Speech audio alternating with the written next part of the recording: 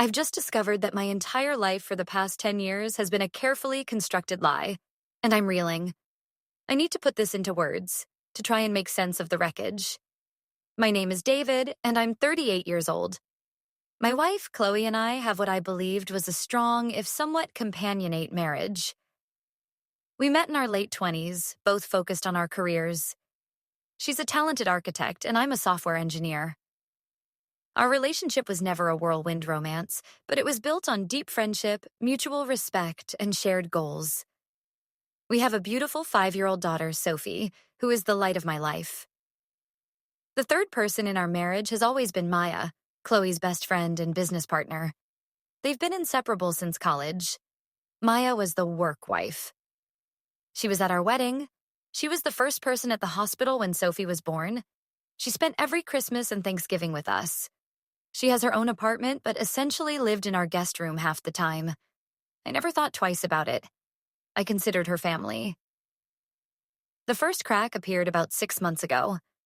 I was using Chloe's iPad to look up a recipe, and a text notification popped up from Maya.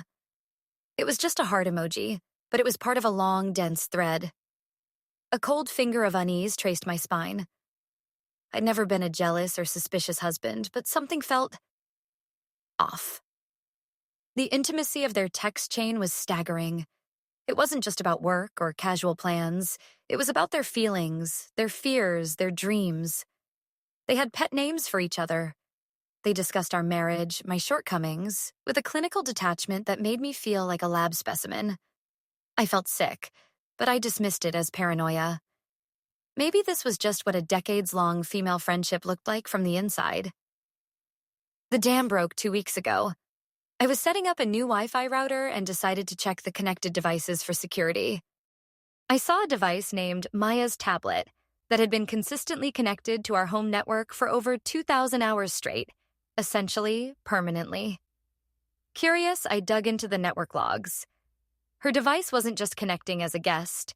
It had a reserved IP address, the same as our family's trusted devices. Driven by a gut-wrenching mix of fear and determination, I did something I'm not proud of. I accessed the router's parental controls, which I'd set up for Sophie, and saw that Maya's tablet had its web activity history logged. It wasn't just casual browsing. There were searches for same-sex marriage legalities, starting a family via IVF as a couple, and most devastatingly, real estate listings in Portland, a city Chloe and I had never discussed, with notes like 2 beds, garden for Sophie. That night, while Chloe was in the shower, I confronted Maya, who was in the guest room. I showed her the logs on my phone. Her face went pale, then resolved into a strange calm. "It's time you knew," she said quietly. She told me everything. She and Chloe have been in a romantic relationship since their sophomore year of college. I was their cover, their beard. Chloe came from a deeply conservative religious family that would have disowned her. They needed the facade of a traditional marriage, a husband, a child, to live their truth in plain sight without suspicion. My mind went blank. I thought of our wedding day, of Chloe's tears at the altar, tears I thought were joy. I thought of our honeymoon, where she was distant. I thought of the conception of our daughter, a clinical and joyless process I'd attributed to stress. I thought of 1,000 small moments of emotional distance that I had explained away. Chloe came out of the bathroom, saw our faces, and knew. The confession that followed was even more brutal. She never loved me, not romantically. She was fond of me. She respected me. But I was a strategic partner in a life she built with Maya. Our marriage, our home, even our daughter were all part of an elaborate set design for a play I didn't know I was starring in.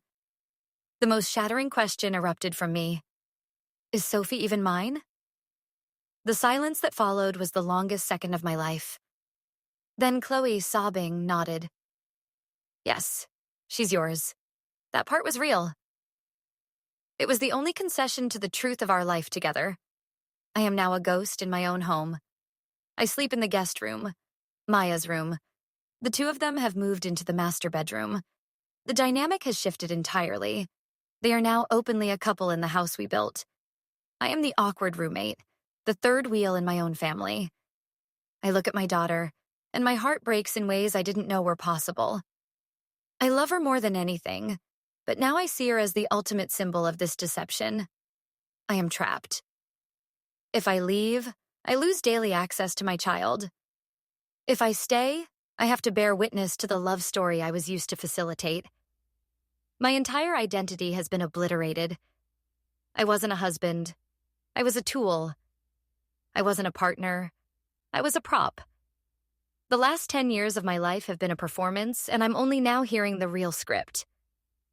I don't know how to move forward, how to trust again, or how to look at my own child without feeling the profound, devastating weight of the lie she was born into.